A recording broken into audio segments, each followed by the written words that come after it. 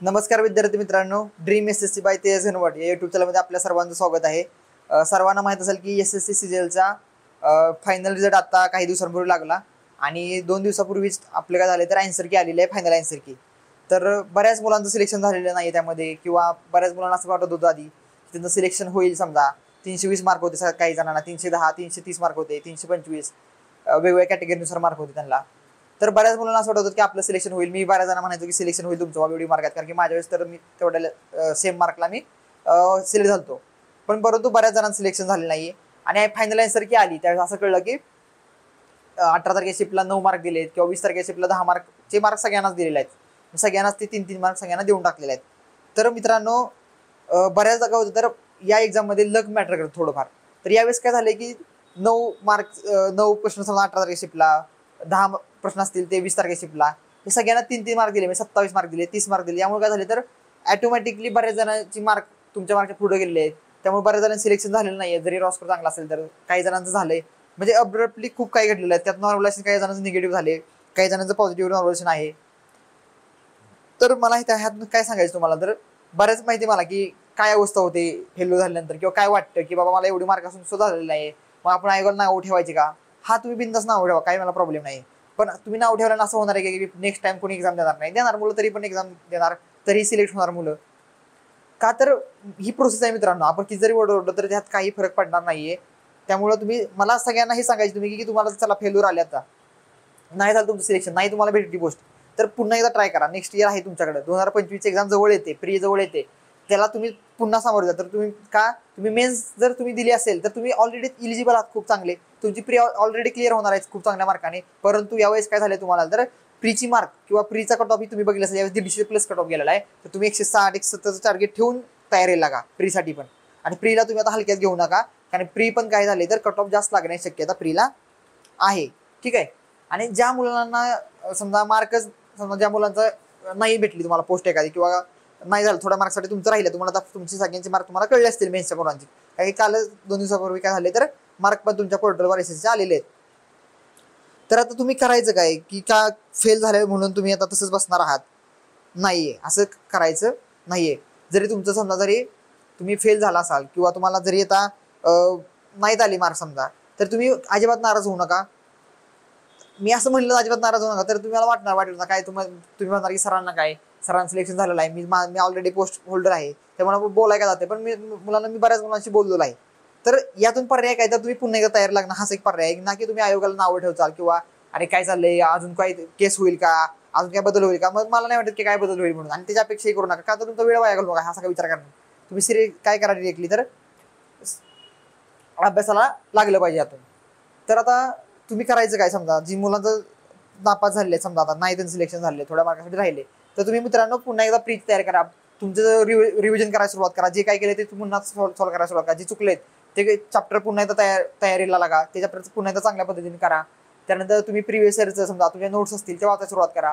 म्हणजे तुम्ही स्वतःला डिमोटिव्ह होऊन देऊ नका, तुम्ही तुमच्यातून स्वतः ऊर्जा घ्या स्वतःमध्येच आणि मोटिवेट व्हा।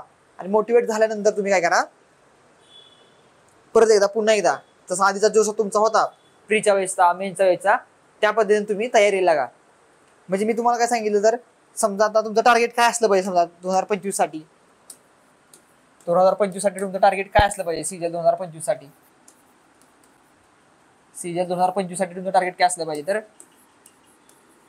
प्रीला तुम्ही 160चं टार्गेट ठेवायचं 200 पैकी, ठीक आहे।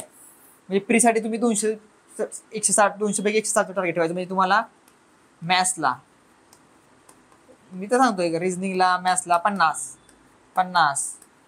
त्यानंतर इंग्लिश 45 ते 50, त्यानंतर जीएस इथं 150, जीएसला 20 ते 30 किंवा 25 ते 30चं टार्गेट ठेवा।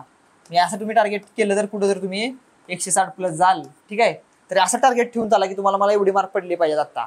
म्हणजे जरी तुम्ही ओल्ड स्टुडंट असाल, आधी तुम्ही प्री क्लिअर झालेले असेल, तरी पण तुम्ही तुमचं टार्गेट बनवा, मला तासाचा अभ्यास करायचा आहे, मला ह्या विषयामध्ये हे मार्क मिळवायचे आहेत, माझा हा प्रश्न चुकतो ह्या चॅप्टरमध्ये, पुन्हा एकदा सगळं विसरून पुन्हा एकदा तयारी लागा। ना की तुम्ही रिझल्टचा विचार करून, किंवा आता बऱ्याच मुलांना असा प्रश्न उडतो की काय होते, तर मेन्सचा रिझल्ट खूप लागला ह्यावेळेस, म्हणजे माझ्या एक्साइज इन्स्पेक्टरचा कट ऑफ 150 350 लागला, 350 349. तर मित्रांनो हे 30 मार्क तुम्हाला मी मार्क सांगितलं की ही वरचे 30 मार्क 20 मार्क 27 मार्क भेटले सगळ्यांना सेम मार्क, म्हणजे ते जर मायनस केले तर जवळपास 320 330 पर्यंत कट ऑफ लागलाय, म्हणजे नॉर्मल आहे. आणि पेपर इज होता ह्या वर्षीचा मेन्सचा, तर कट ऑफ बरोबर लागलेला आहे. फक्त ते नॉर्मलायझेशन झालेलं आहे बऱ्याच जणांचं काय किंवा मार्क सगळ्यांना बोनस दिल्यामुळे हा फक्त कट ऑफ तुम्हाला वाढलेला दिसतोय. तर तुम्ही पुन्हा एकदा तयारी व्हा, निराश होऊ नका, ठीक आहे. आणि मित्रांनो मला एक सांगायचं तुम्हाला की स्पर्धा परीक्षा म्हणजे सगळं काही नसते.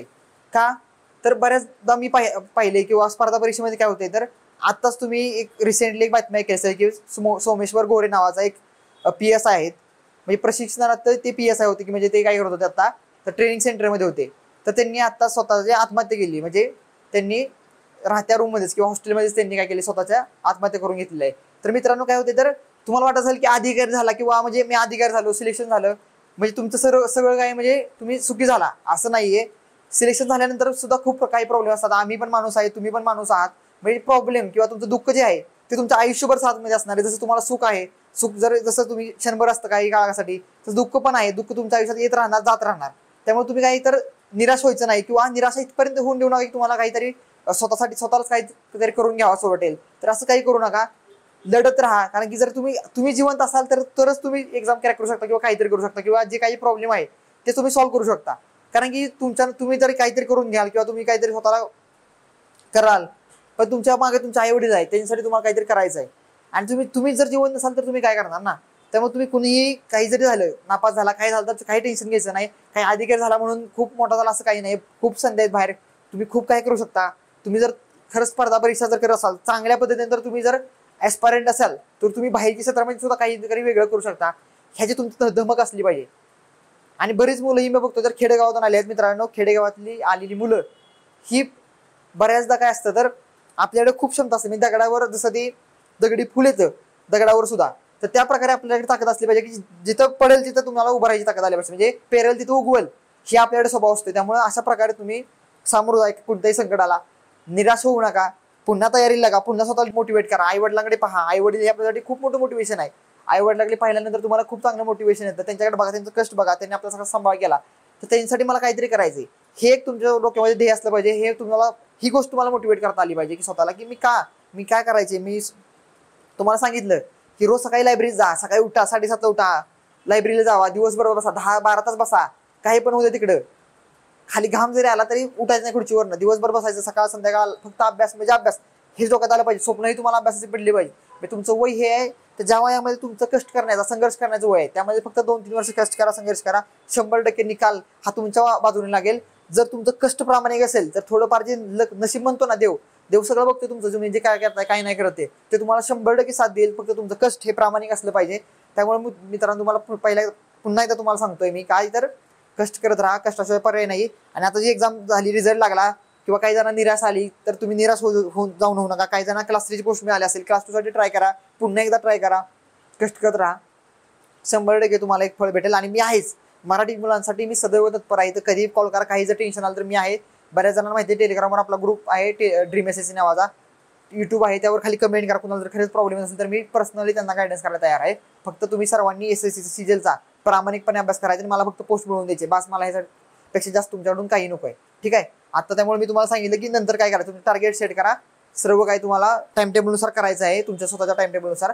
जसं तुम्हाला इथं मी तुम्हाला टाइम टेबल सांगितलं. प्रीची तुमची 160चं टार्गेट असलं पाहिजे. मेनच्या तुम्हाला मेनचं मी नंतर सांगेल, ठीक आहे. म्हणजे तुम्हाला मी हात काय सांगितलं, तर नंतर काय आता रिझल्ट लागला, काही झालं सगळं मेन्सच्या मुलांसाठी, तर यानंतर काय करायचं किंवा आयोगाला नाव ठेवत बसण्यात काही अर्थ नाही यामध्ये, ठीक आहे. तर तुम्ही तुमचा आता अभ्यास करत राहा, काय असेल तर मी आहेच, ठीक आहे. भेटूया आपण नेक्स्ट लेक्चरमध्ये.